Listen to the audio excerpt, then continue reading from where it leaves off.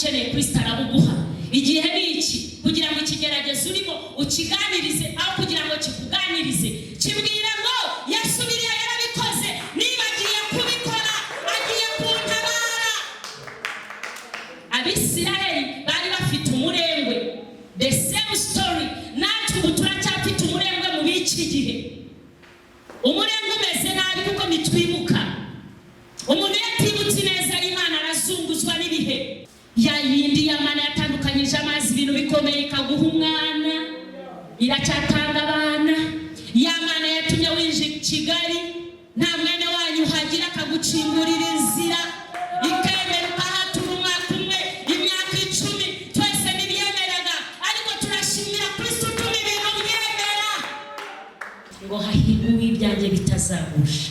Turebye ubuzima bwa Yesu Kristo yabayeho mu buzima bwo kugirira neza abantu, bwo kuha gutanga imigati 5 n'amafi 2 ibihumbi 5 bikarya bigahaga. Ariko yasozaga igikorwa cyo kugira neza abantu bamwe barakiraga bakishima ariko abandi bayitaga bagwa. Ndavuga abafarisayo n'abanditsi n'abayuda bayitaga bagwa. Ijambo ry'Imana rero rirangera riratwibutsa ngo hahirwa uw'ibyanjye bitazagusha. Hahirwa abantu bahagaze batumbiriye Kristo. Hahirwa abantu bari maso batazagushwa n'amasezerano, batazagushwa n'umuturanyi wabavuze nabi, batazagushwa n'uko kuboko kw'Imana kwatinze gukora. Ese wabibwiwe n'iki ko byatinze?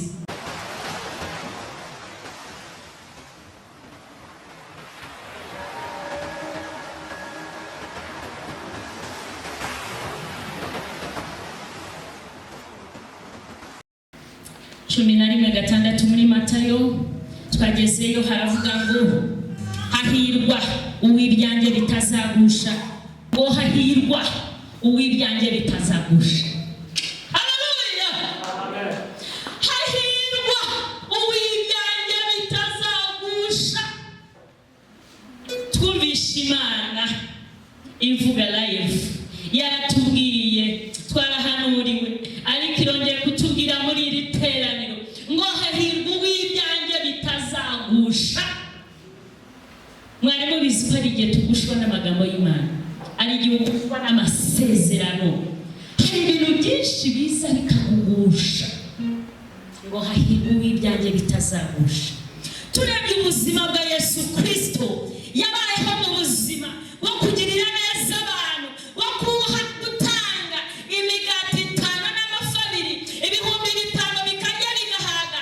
Ariko yasozaga igikorwa cyo kugira neza abantu bamwe barakiraga bakishima ariko abandi bayitaga bagwa.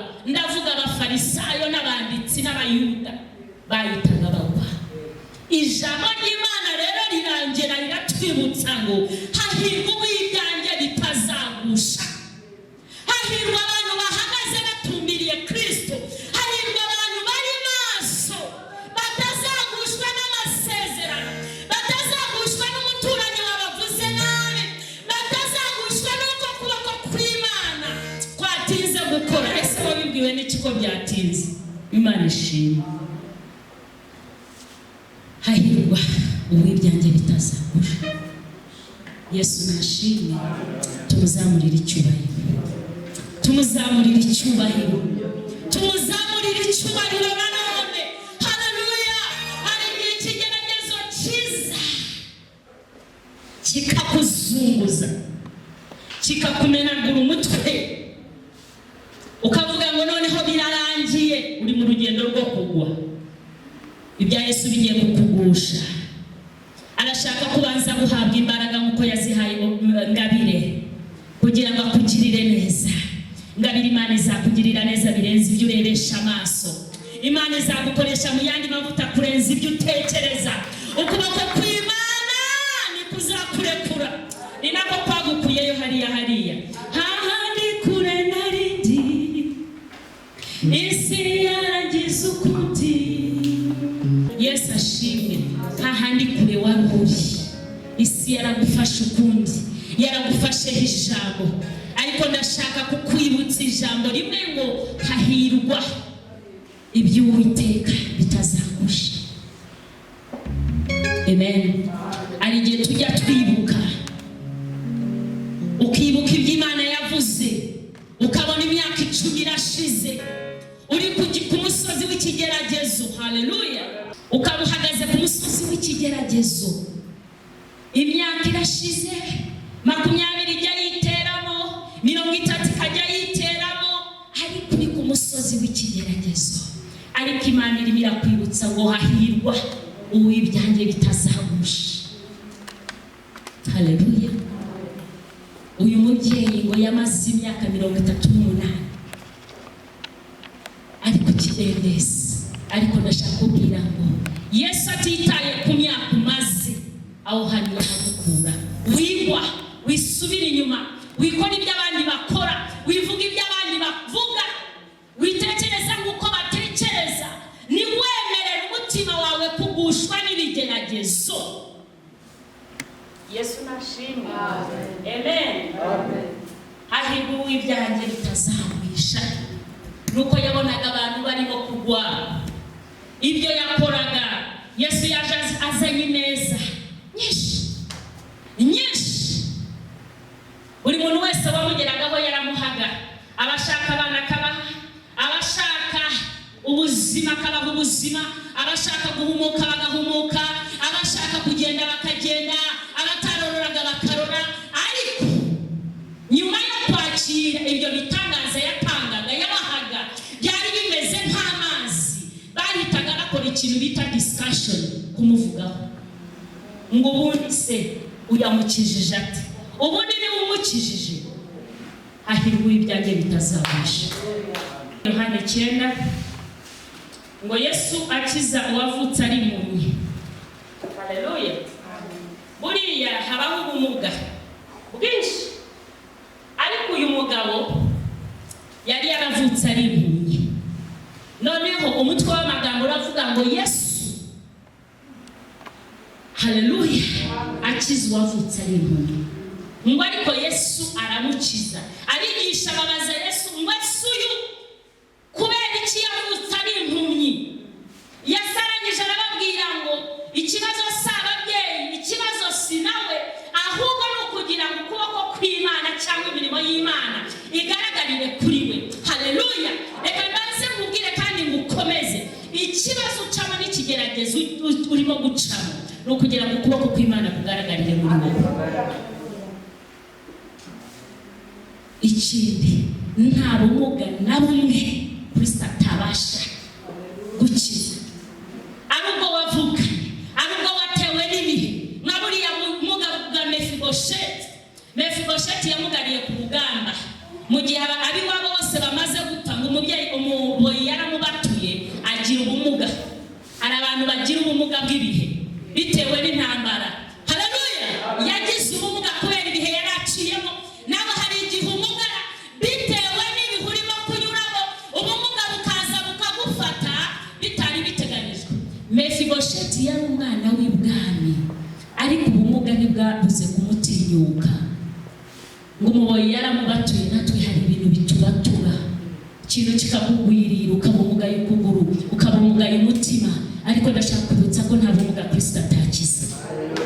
Hari ubwo wavukanye, hari ubwo watewe n'ibihe nka Mefibosheti, uri umwana w'ibwami, ariko buratinyuka. Haleluya. Ngo noneho ngo Yesu aramubwira ngo no, nimwitiranye ibintu, kandi ikindi nta bumuga ndakiza. Bako kanya ahita amubwira tobakondo, amushyira ku maso, ahita areba, aramubwira agenda wiyuhagire, ahita arora. Noneho ndashaka kubabwira nanone mbinjiza ahantu havuga ngo hahirwa uw'ibyanjye bitazagwisha. Ngo abaturanyi bamaze kubibona ko iriya muntu yakize, yatangiye kurora, abaturanyi baratangira barabivuze. Buriya murabizi ko abaturanyi batumereye nabi. Bataraguhagurukira umenye ngo nta gakiza, umenye ngo ntaho uragera. Abaturanyi bapima agakiza. Buriya bafite n'igipimo cy'agakiza. Abaturanyi bafite igipimo cy'urugo ruriho nabi n'ururiho neza. Abaturanyi bafite igipimo cyo kumenya abakenya n'abakize. Abaturanyi, bwira mugenzi wawe ngo abaturanyi bafite igipimo. Kandi Yesu yakora bakabibona,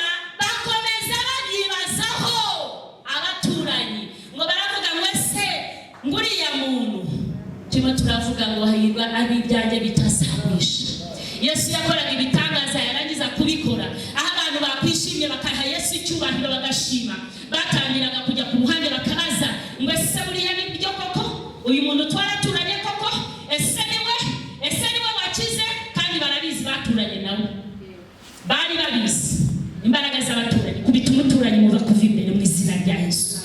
Imana ibafunga iminwa, bazengereje abantu baragenda babebera kubera abaturanyi babi barimo baragerageza kuburizamo umugambi wa Yesu ngo bagaragaze ko atari we wakijije. Ariko ndashaka kwibutsa ko Yesu akiza. Haleluya! Nitaye ku bumuga umaranye igihe, ndagutangariza ko Yesu akiza. Ahirwa uw'ibyanjye bitazagurisha.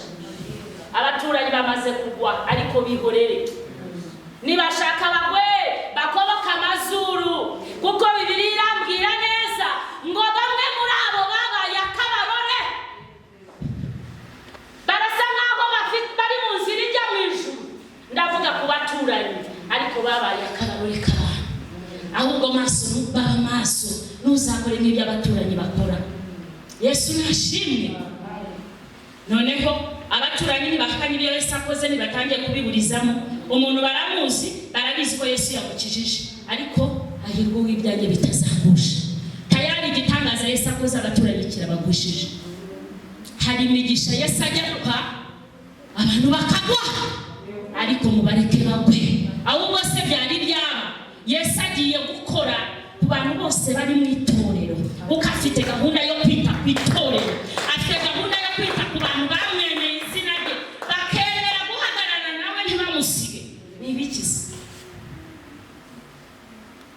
intambara y'abaturanyi ntirangiye, ntibahakanye Yesu. Noneho ngo abaturanyi ni nabo bashoreye ya mpumyi yahumutse, barayishoreye ngo bayishyiriye Abayuda nabati ninde wagukijije? Ati icyo nzi cyo ni Yesu. Nabo barabidisise cyane. Mwirinde kuko ibintu by'Imana kubivugaho ibyo mutazi muceceke, mubyihorereye. Yes, uyu yirwaniriye. Ubukwe bw'uyu mwana w'umukobwa hari abavuze ngo yirwaniriye n'ubundi ntazabwubaka, kandi arabwubatse. Ufunga iminwa. Yesu ashimwe cyane. Noneho Abayuda rero bo aho babera babi, hahirwa uw'ibyanjye bitazagusha. Yesu yagazanye ibisubizo, umuntu yanahumutse barabireba, aranabihamya, ariko bo baracyabikururukaho. Turashaka gukizwa tugahinduka rwose, ibitadufitiye umumaro tukabireka. Nibwo Kristo azaza gutwara itorero ridafite ibara cyangwa umunkanyari. Haleluya! Noneho Abayuda bo barangije ngo bahamagara n'iwabo nyabo, ngo bahamagara ababyeyi ngo ariko mwatubwira uyu muntu koko yavutse ari impumyi, abandi n'icyo tuzi yari impumyi, ariko banga guhamya. Atari kubundi muratubariza iki ko ari umuntu mukuru mwabwibarije? Ibyo utazi ujye uvuga ko nta makuru bifiteho, ntugatanga amakuru azakurimbuza. Hari amakuru dutanga ashobora kuzaturimbuza. Haleluya! Ngo bagiraga ngo nabo batagirwaho n'ibibazo by'Abayuda. Icyo gihe bari bamereye nabi Yesu, bari kumugenza, arimo arahumura impumyi, ibimuga birimo biragenda, abandi bari muri worokoso bavuga. Haleluya! Ubwicanyi. Ahirwa uw'ibyanjye bitazagwisha. Iby'Imana bigushije abantu bakobotse amazuru, insengero bazivuyemo, bazigize aho bisikorera. Abantu ntibatekereza ko mu rusengero habamo ubwiza bw'Imana, bazibona ibisanzwe. Niyo mpamvu ubona abantu binjira mu rusengero ntibahakirire. Kandi iyo dusomye ijambo ry'Imana, Yesu uwamusangaga afite ikibazo kimugoye cyakemukaga ku kanya. Ariko izo mbaraga turimo turazihakana. Niyo mpamvu duhora ku musozi w'ibigeragezo, duhora tumuzengurukaho, kuko ntabwo tukizera imbaraga ziri mu itorero. Haleluya!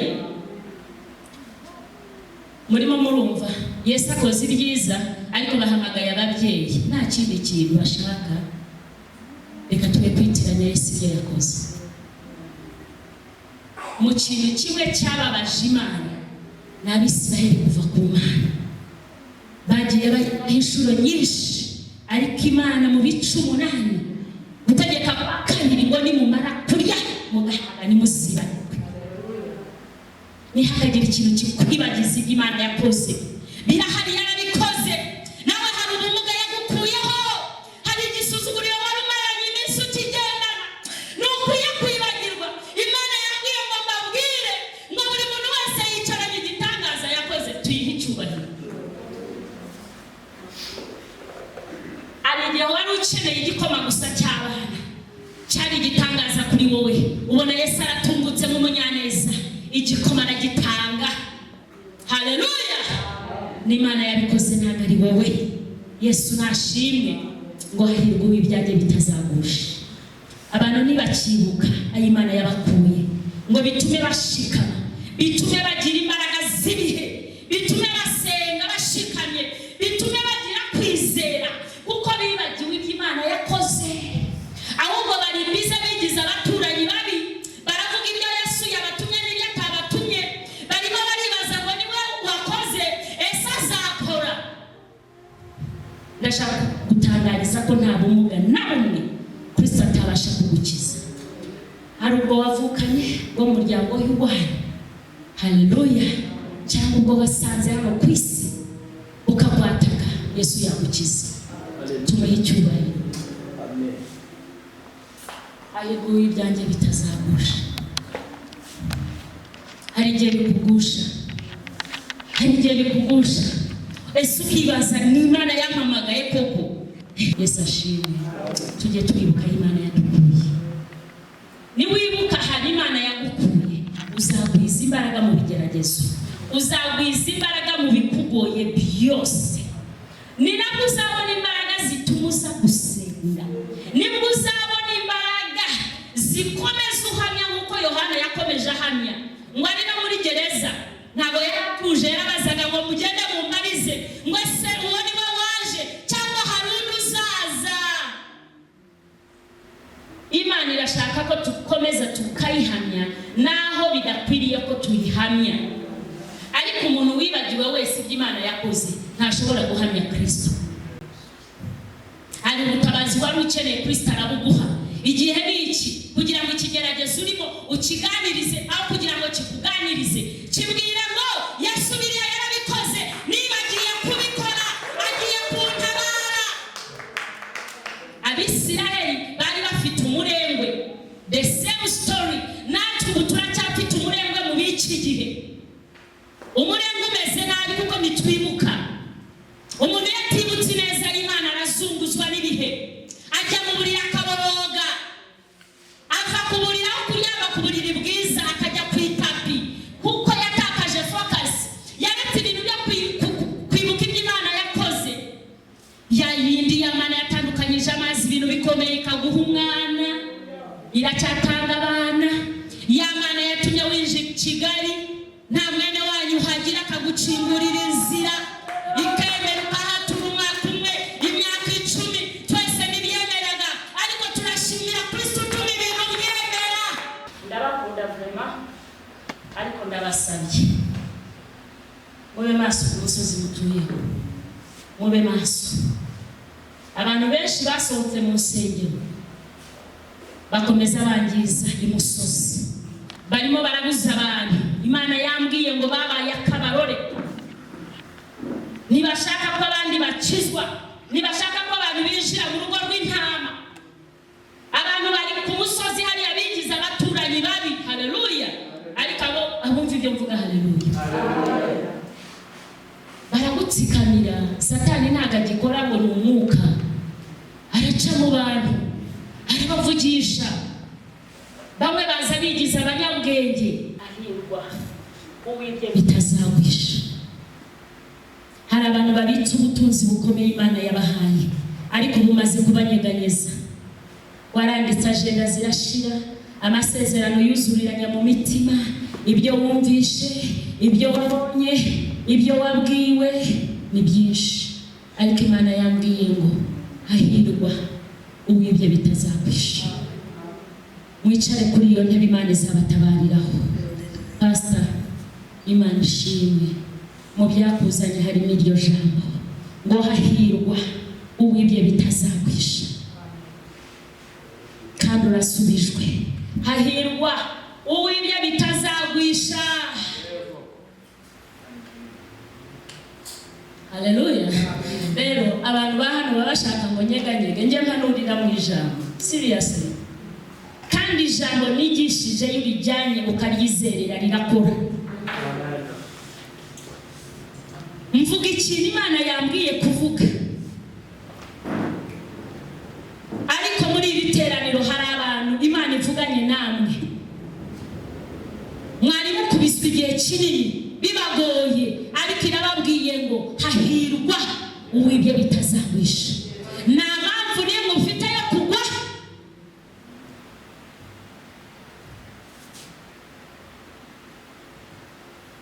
Pastor, aba bantu bose bakoreye Imana iyo tubabonye tugasesengura ubuzima bwabo, abatarashatse barimo. Umuhamagara Imana ihamagaye umuntu uri kwikorera gusa, ikizatubaza aho wakoze nabi ukahanirwa, nta bindi Imana ishaka. Urusaku n'ubwo ikinduru ni kiri mutuzi.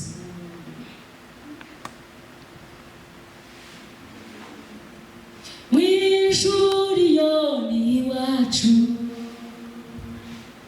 ahabera bahora bishimye,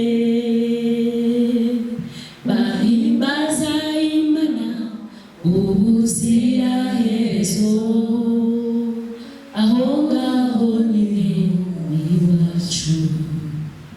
Imana irashaka ko mukura amaso ku kintu icyo ari cyo cyose, ahubwo tukayahanga Kristo, kuko nta muntu n'umwe uzi umunsi cyangwa isaha.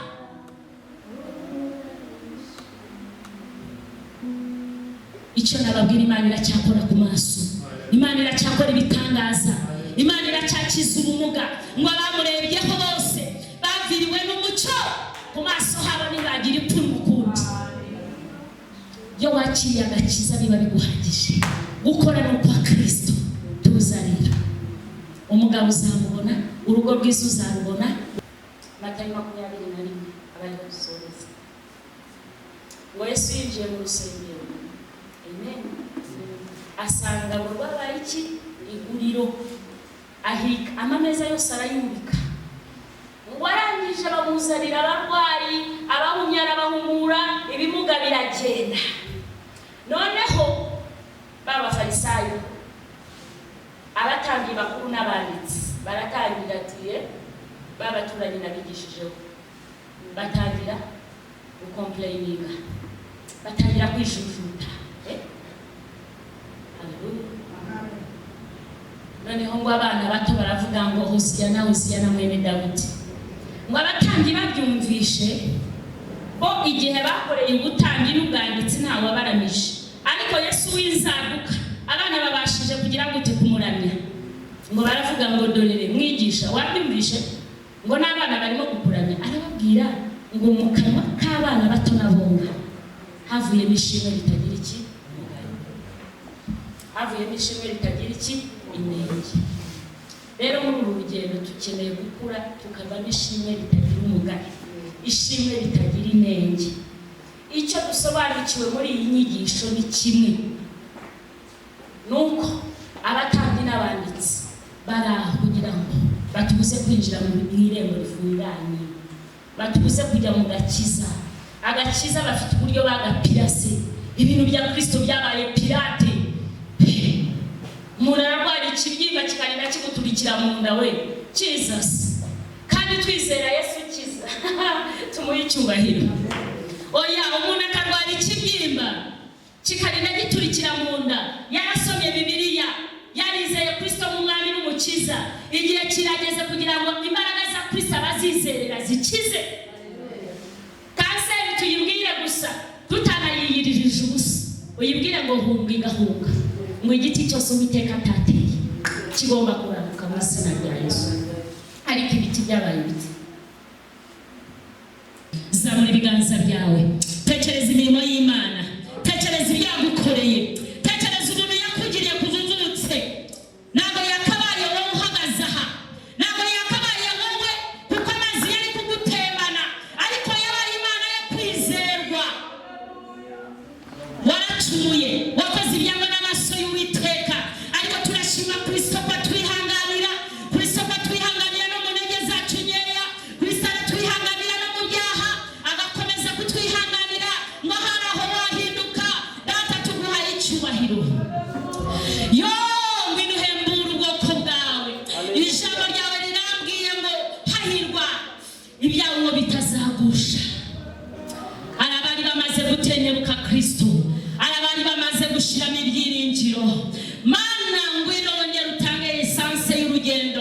nimwakire esanse y'urugendo, nimwakire esanse y'urugendo, nimwakire izindi mbaraga z'ibi bihe.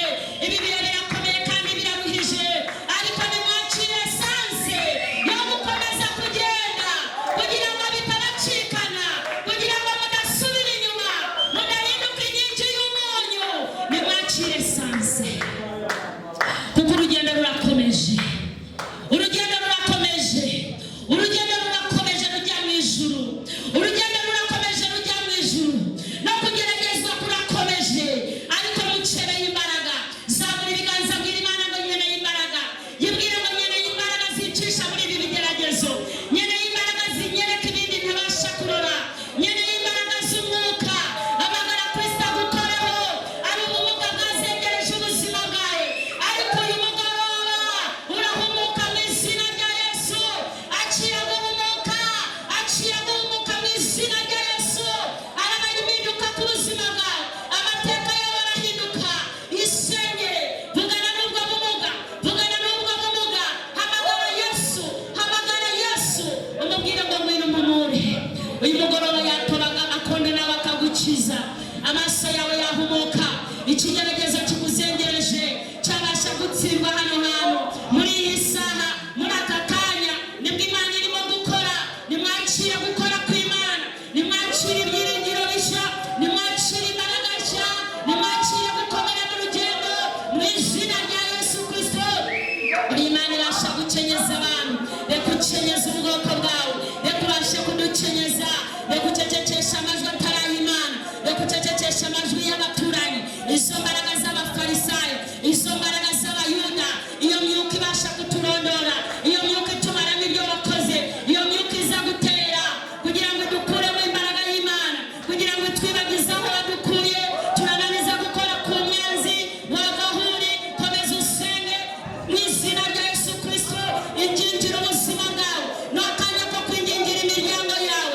Senga, senga kugira ngo ubumuga waciyemo butazakurikirana abana bawe, ubumuga wahuye nabwo, ibigeragezo waciyemo. Ni akanya ko gusenga. Reka buri wese agahari, reka tuve mu ntebe aho turi, habeho muvuma, habeho gusenga. Ubu ngubu hagiye kuba ikintu cyita kwaguka mu izina rya Yesu. Reka wambuka mu gusenga, wongere usaba imbaraga, saba Kristo agushyigikire. Ubumuga bugomba kuva iwawe. Usohora ubumuga bw'ubukene, usohora ubumuga bw'ibihe, usohora ubumuga bw'ibigeragezo. Ibyo bigeragezo bimeze nk'amazi. Hamagara ijuru, hamagara ijuru, hamagara ijuru. Hano hari umuriro ukongora, umuriro ukongora, umuriro ukongora.